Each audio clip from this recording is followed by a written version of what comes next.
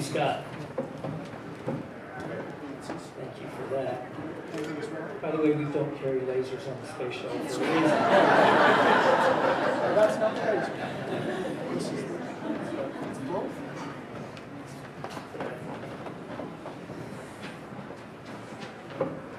Well, thank you. It's an honor to be here tonight and to have an opportunity to talk to you about big events in my life, which affects who I am and why I'm here. And I appreciate that invitation, Scott.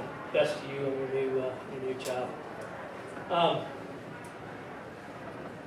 About 2 hours ago, I guess it's 2.5 hours now, I was hiking in Solitude Park up in Cedar Heights with my hiking companion shown here, Cooper and Indigo, Karma not pictured. We were hiking through Solitude Park. Solitude Park is 15 minutes from here. It's a conservation easement. It is managed by our neighborhood, Cedar Heights, but overseen by Palmer Land Trust. And it's an incredibly beautiful area. It was a gorgeous day today to be out hiking. The temperature was perfect. The sky was blue. Light breeze.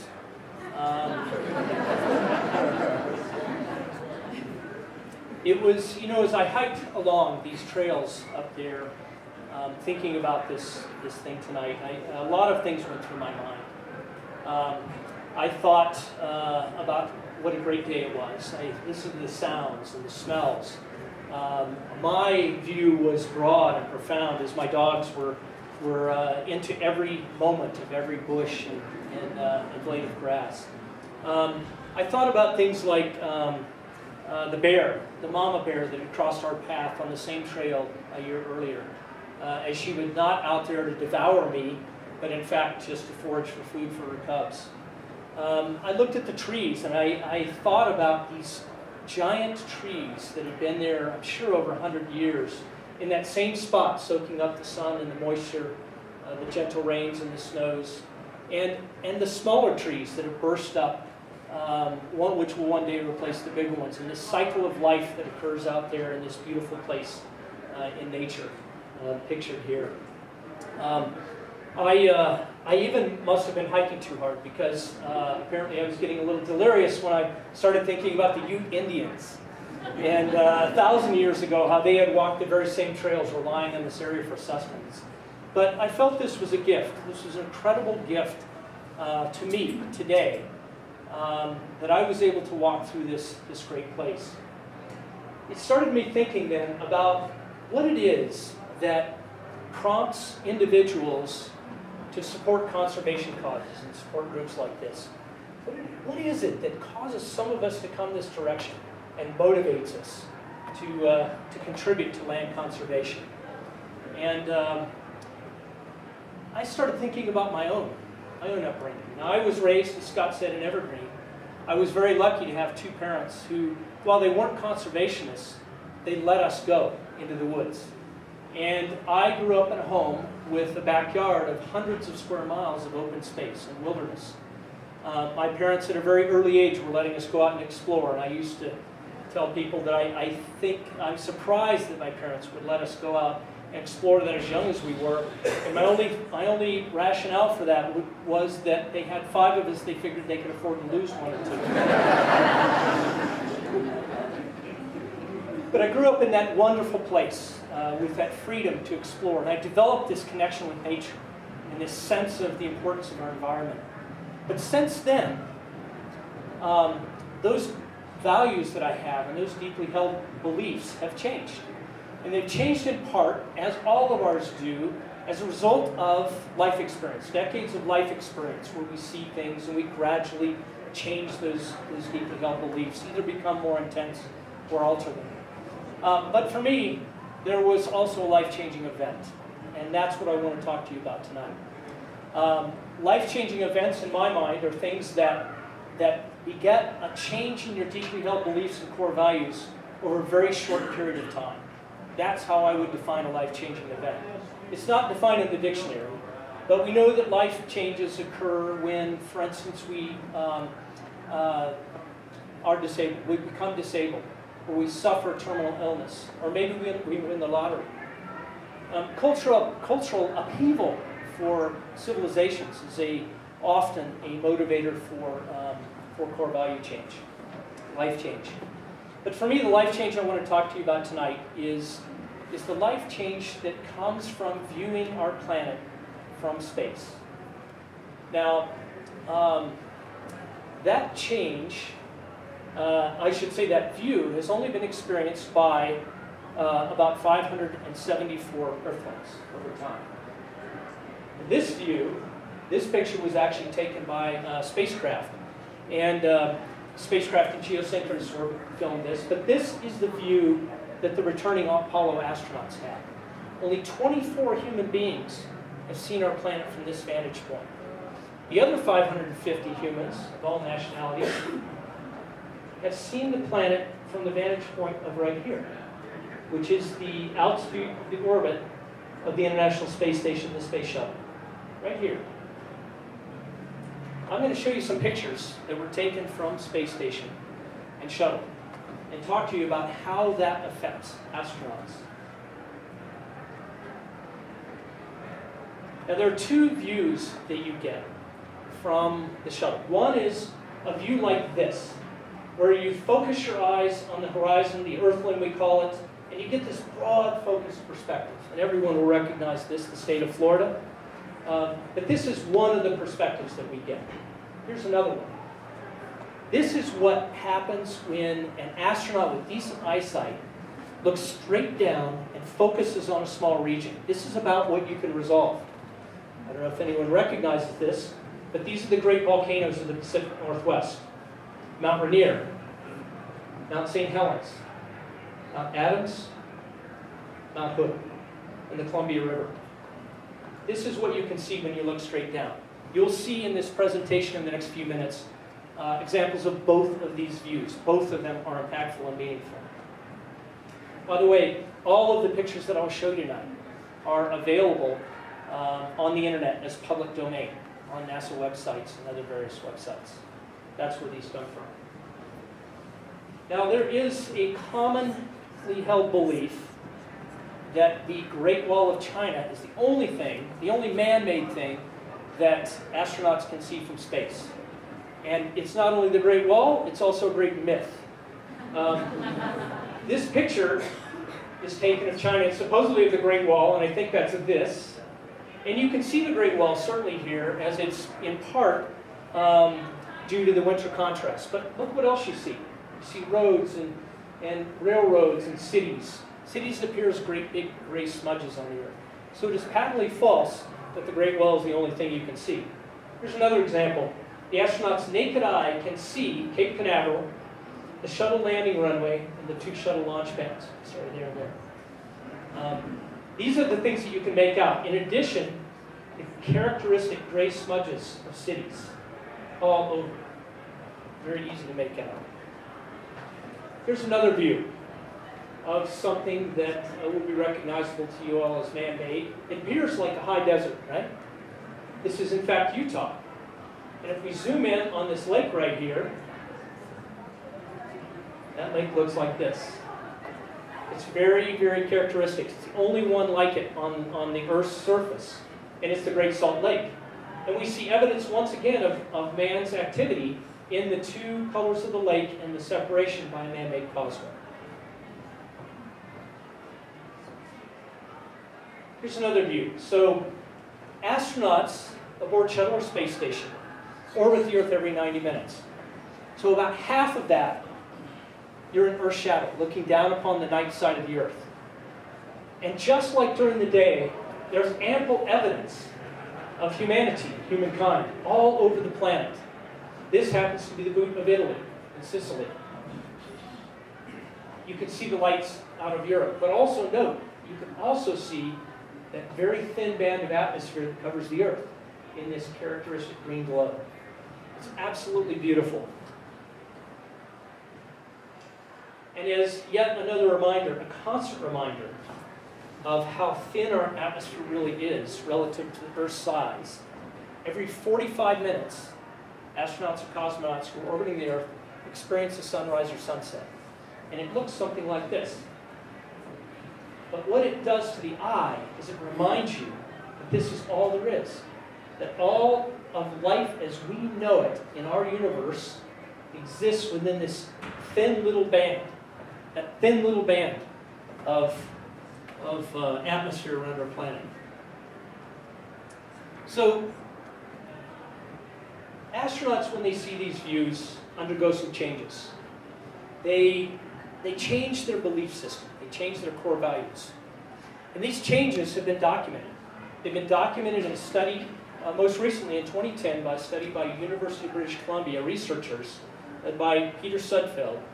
And they looked at astronaut values before and after flight. And here's what they said. Before spaceflight, astronaut value references reflected a high degree of concern with individualism, with achievement, enjoyment, and self-direction ranked highest.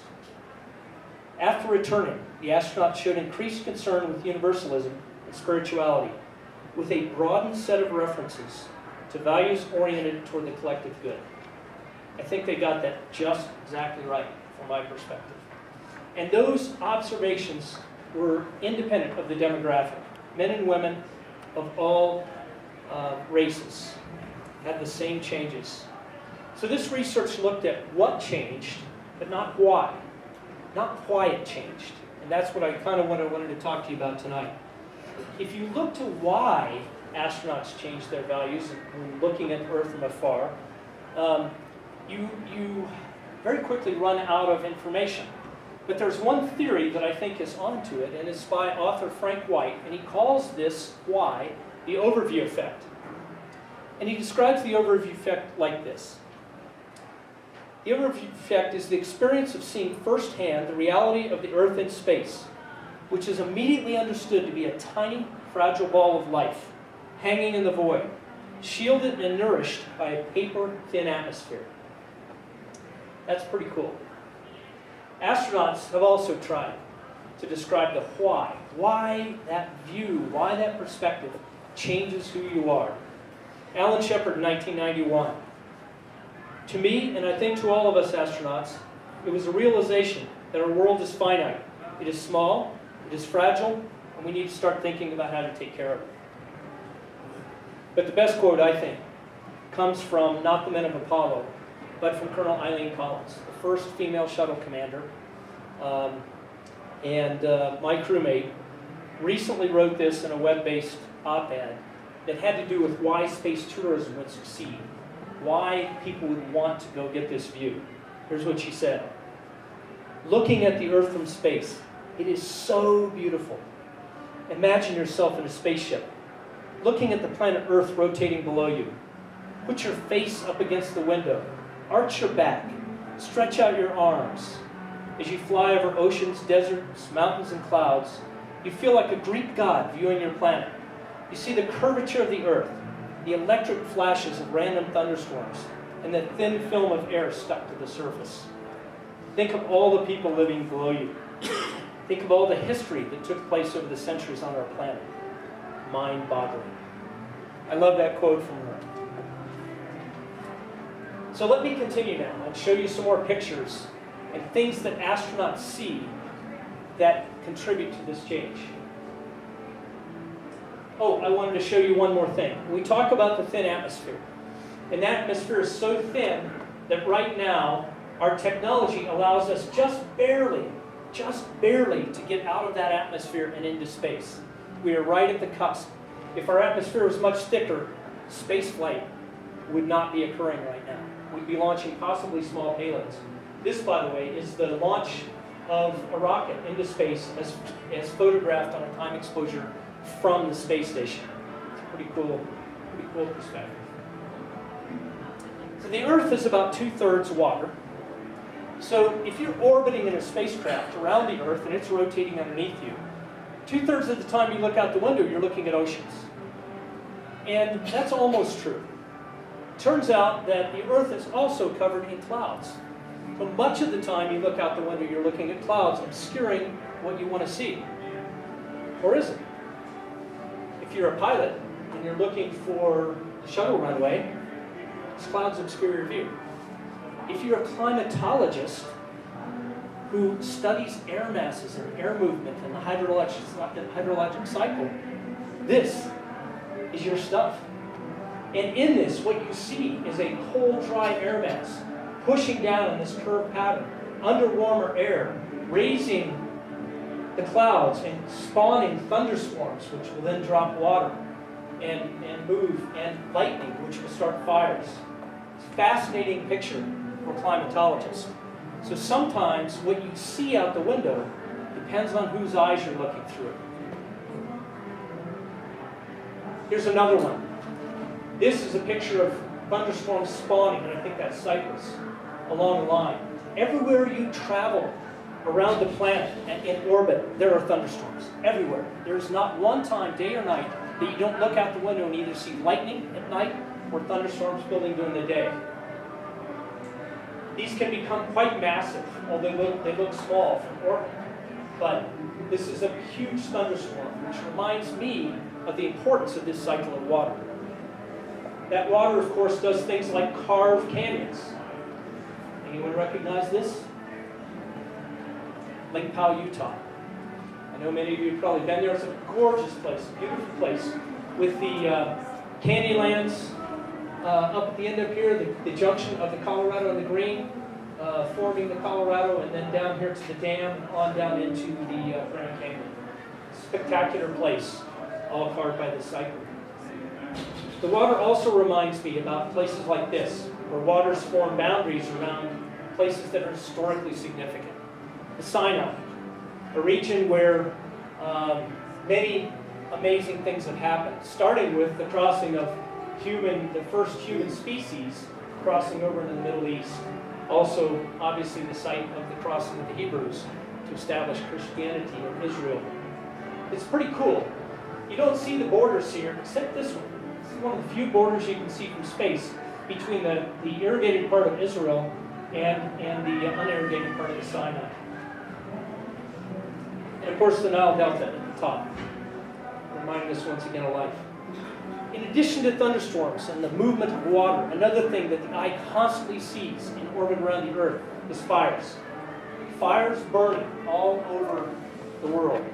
In this case, these fires are the Amazon rainforest. And the fires are burning for a reason. They were set by man.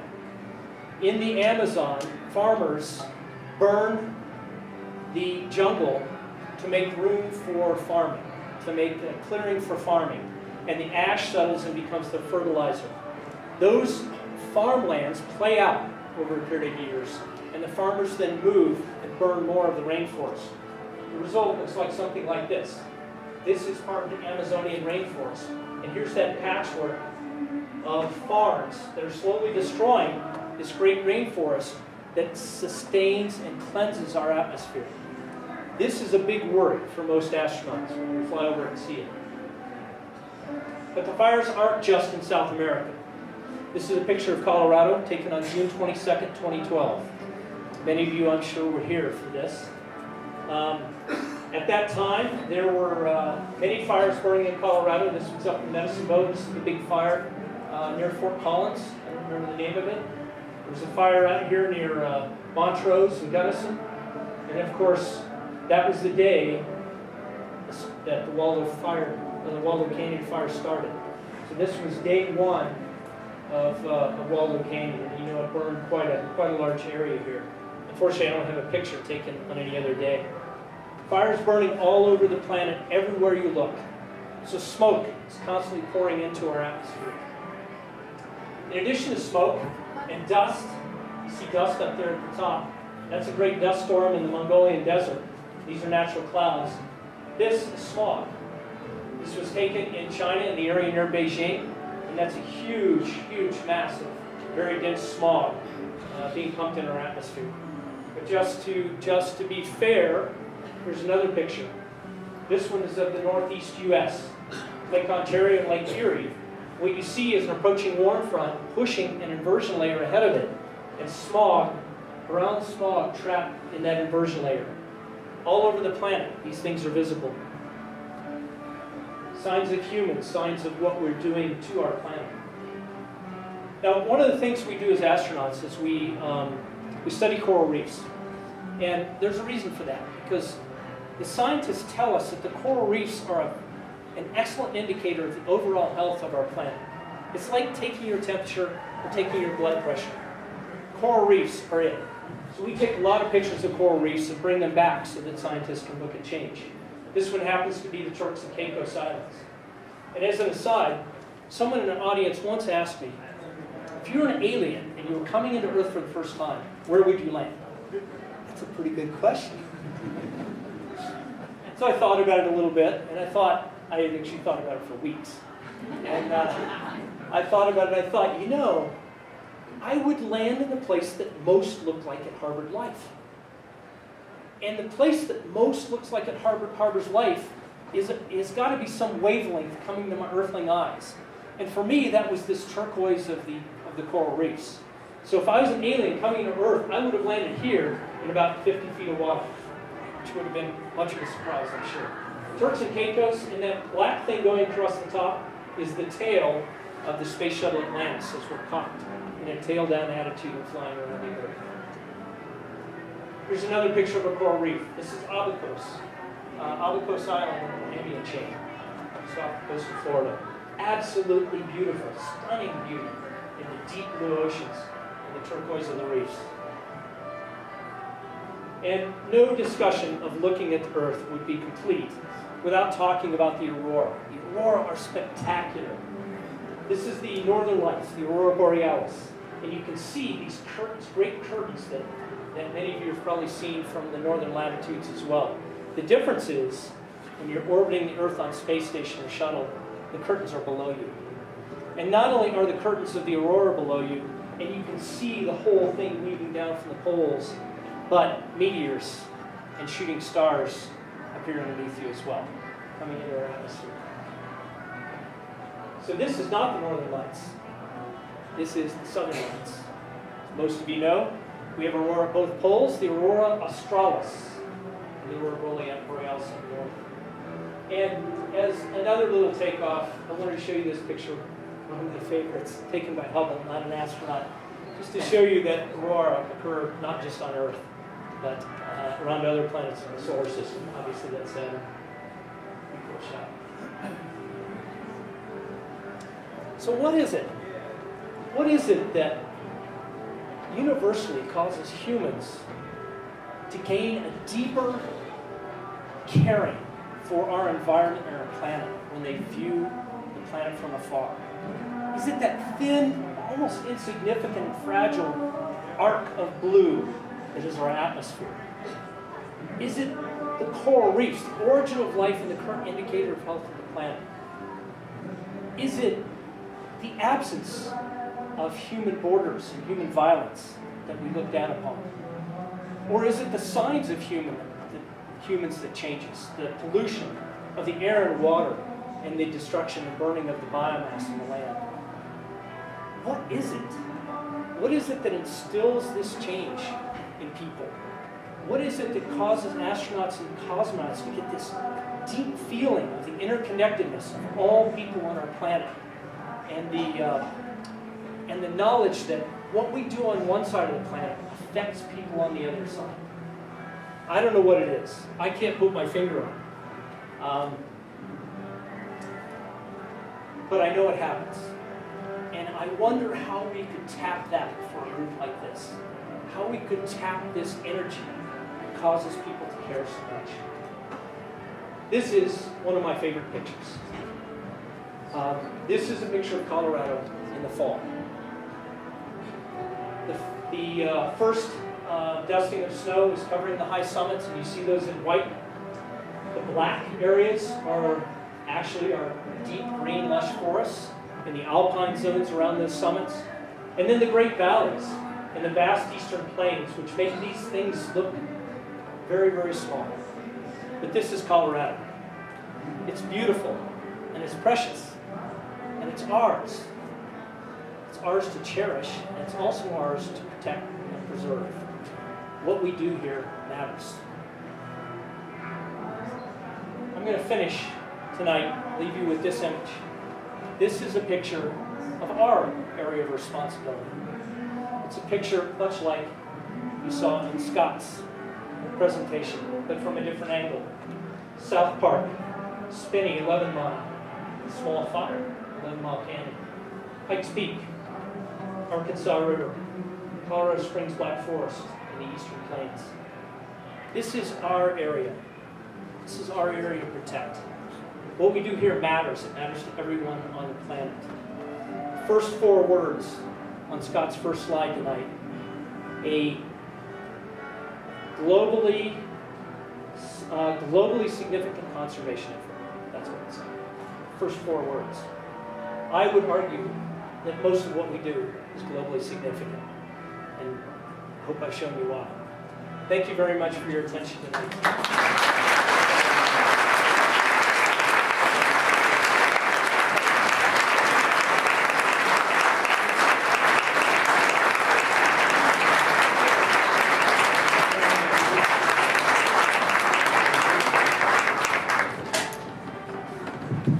Okay, we are going to have a question and answer time. We'll start with Jeff. Questions for Jeff, and we'll have microphones. If you could just raise your hand if you have a question. The mics will be coming down the aisles.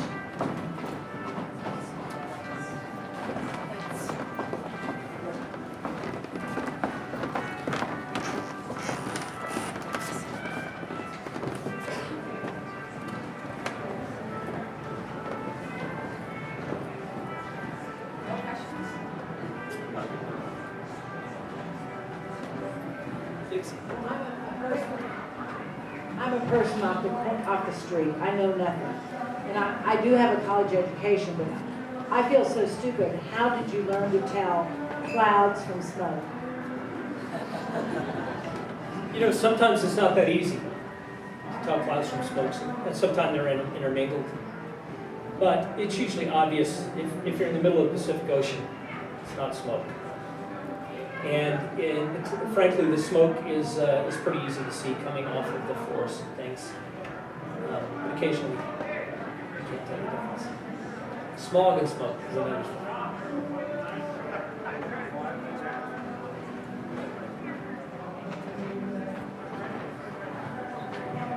The sense of change that you felt in other astronauts and cosmonauts felt, I would suggest might be due to the significant difference of what you're seeing compared to what we normally see. And you know, you come from a background that's highly observational, and yet you still found a significant change in your experience. Do you have anything that you could add to that in terms of how do we change our own perspectives within the U.S. and elsewhere to begin to match that kind of viewpoint? Well, I think you used the words in your question that I would use in the answer, that you change your values by changing your perspective. And yes, I've seen the Earth from a unique perspective. But I liken this to stepping back away from the forest so you can see the forest and not the trees. It is a very, very interesting vantage point. And in my discussions with Ryan from Lighthawk today, we were talking about this, how even viewing things from an airplane makes it different for you, makes you see things that you didn't see before. But changing perspective is a big deal. Ryan and I also talked about you can't sustain a conservation effort by relying only on taking up a few people in aircraft or spacecraft. That's not going to do it. You take some influencers out, perhaps, and let them see things from that vantage point. But something has got, we have to do something to continue to motivate the masses of people to understand the importance of taking care of this planet.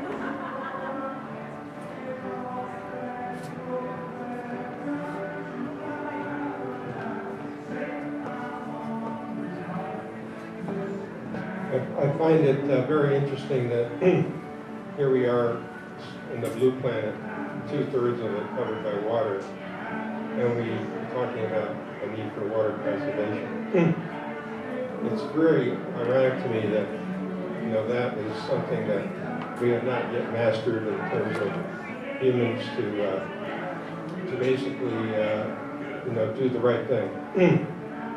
And I was just wondering if either of you have a perspective on on that phenomenon? I'm going to ask Scott to answer that. I think he's certainly thought about this a lot more than I have.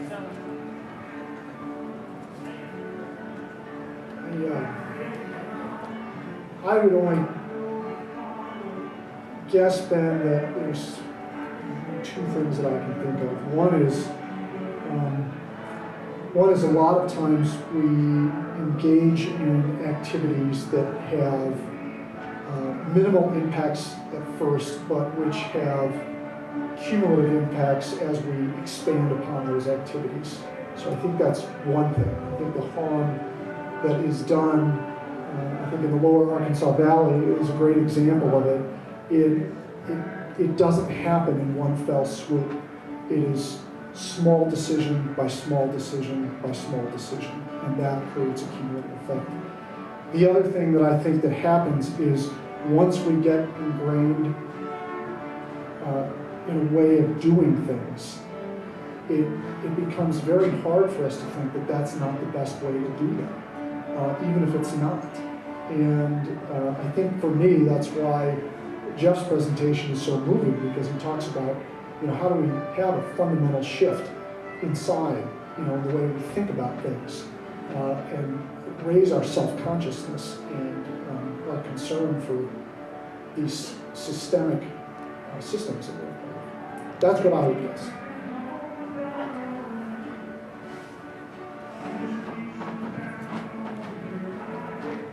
This is for Jeff, and I'm wondering what changes you have seen in coral reefs, and if the changes are different at different parts of the world. Well, it's a very good question, and I, over the period of several years when I flew my space flights, from my vantage point, there was no discernible change. But what we did was we took high-resolution pictures of those atolls from those nadir straight-down views and brought them back for scientists to look for changes. And the changes over those few years are going to be subtle.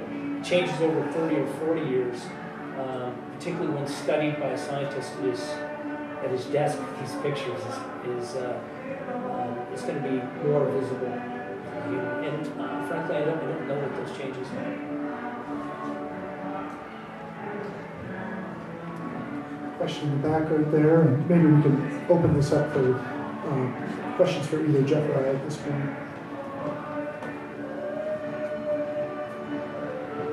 This is my daughter, Ani. She's 7. She wanted to ask you, and I think she got a little bashful.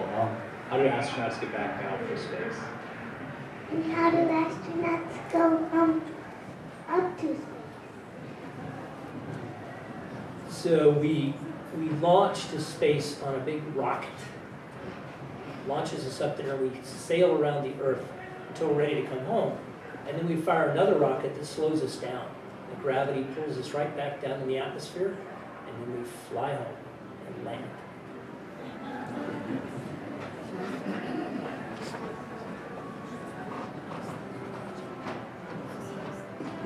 Jeff, in your presentation, you certainly get a perspective of space in both dimensions, both from the Earth and in the land. But what about time? One of the things that's going on right now is the pace of change, particularly in the environment. Do you get a sense of that perspective as well?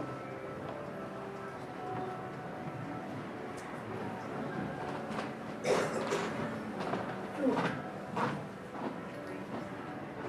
would say not really, but you do over a period of years, flying several missions, you do see changes, particularly in areas that you're familiar with. Like one of those pictures I should have pointed out, the Heyman-Burn scar, is very obvious in that last image that I showed. And that's the kind of thing, that's the kind of change that would be very obvious to you from space as a fundamental change in an area that you were familiar with. But for the most part, time, I haven't thought about that, but you're right, the pace of change is increasing. It's all these time scales are pretty phenomenal, right? We've only been flying shuttle for about 40 years, and now, of course, it's gone.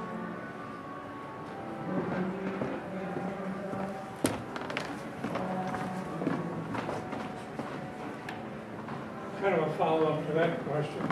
You mentioned your colleague was talking about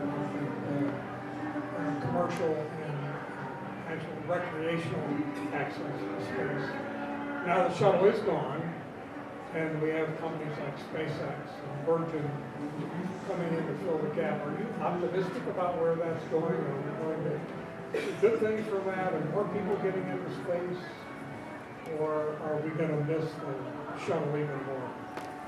No, I'm very optimistic. I think it's the second greatest time in the space program. And what it is the transition, and it's, I mean, these land trusts that are private are an example of this. That the second greatest opportunity we have is to transition, in this case, our space program, from government-run, very expensive, very overloaded, very inefficient, to private-run, where we have the innovation and the talent and the private investment to help spur on the next phase.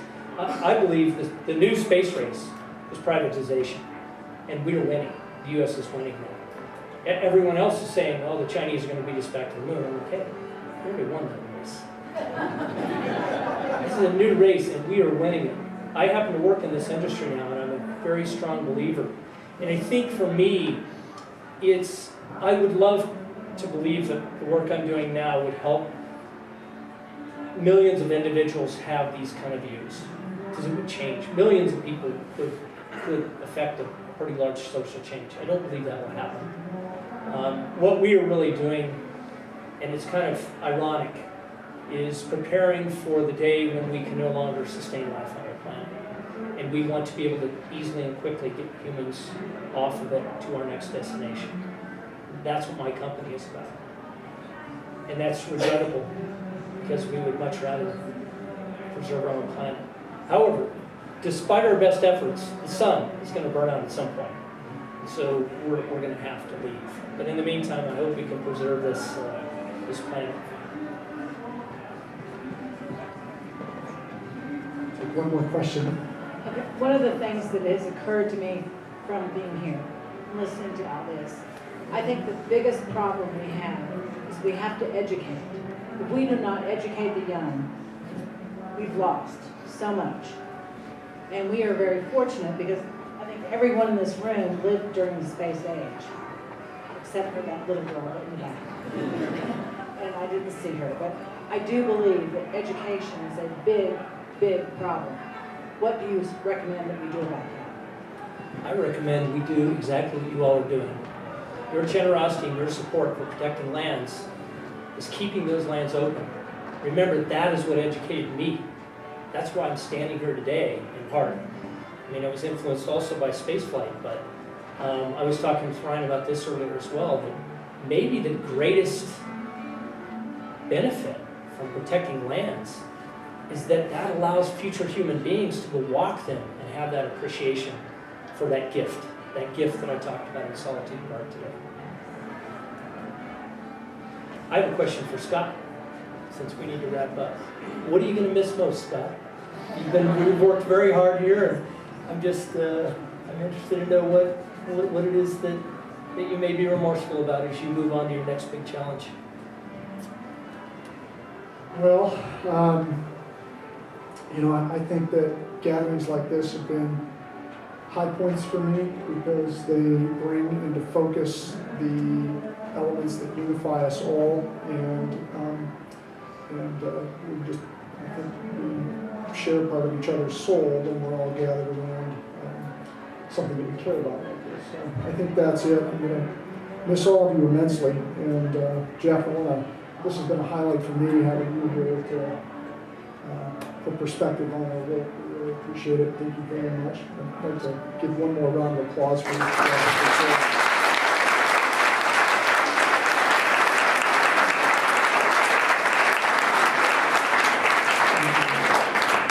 I'll make a few announcements.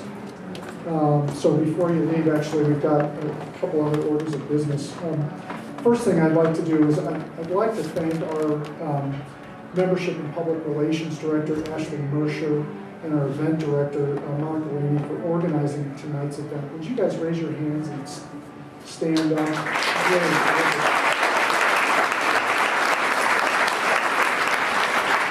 Next, I'd like to also just thank and introduce our staff and trustees. If you could stand, or if you're already standing, put your hands up so we can thank you as well for the great work that you've been doing.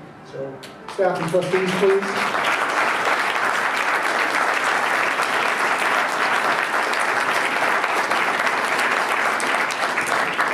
That's another thing I'm going to miss, actually. We have a great staff, we have a great board.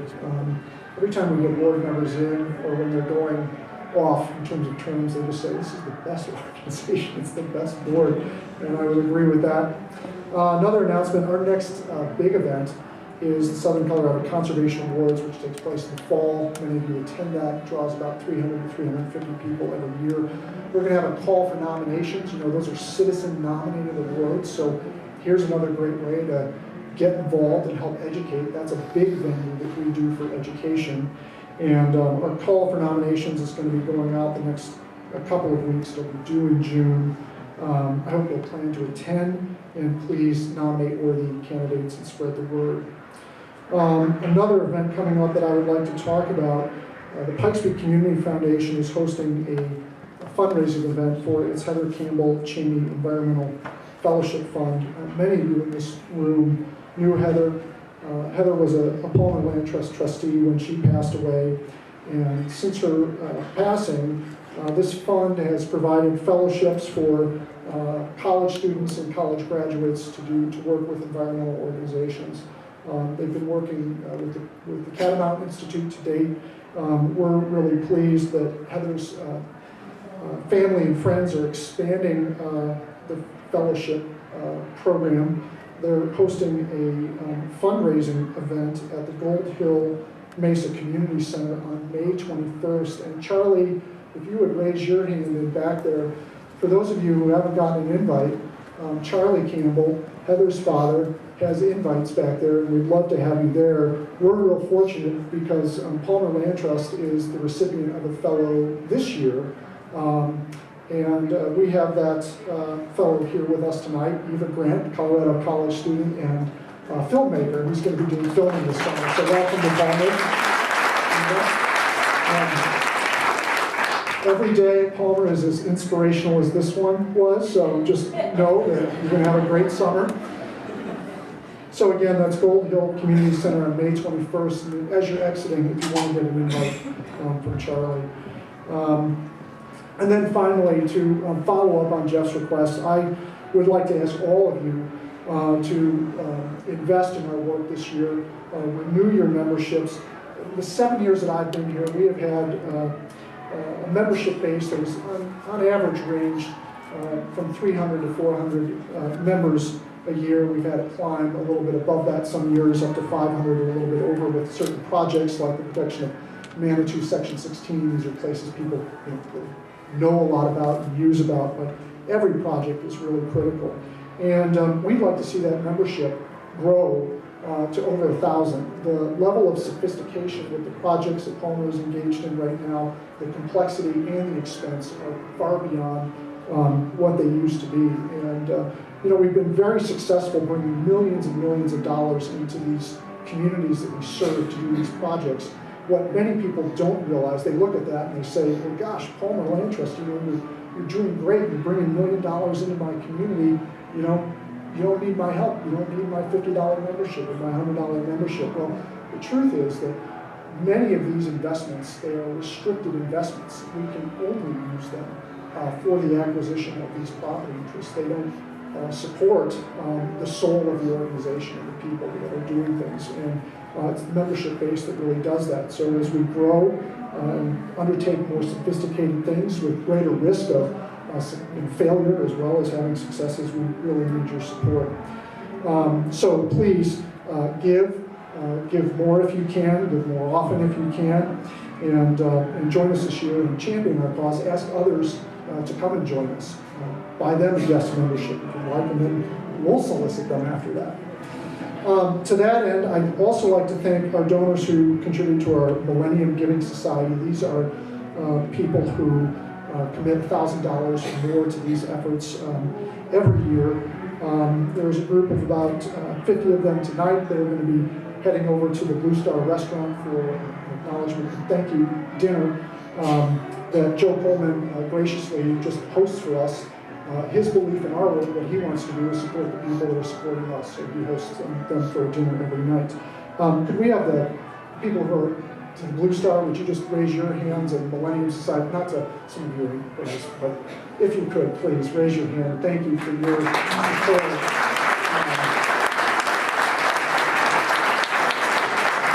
You've really been leaders for this organization. It provides a very secure base of funding. If you're not a Millennium Society donor, if you want to come and see me and pledge $1,000, I bet I could find room for you over at the Blue Star restaurant tonight. So I'd love to see you there. And again, thank you everyone. Have a great night. The program is ended. Thanks.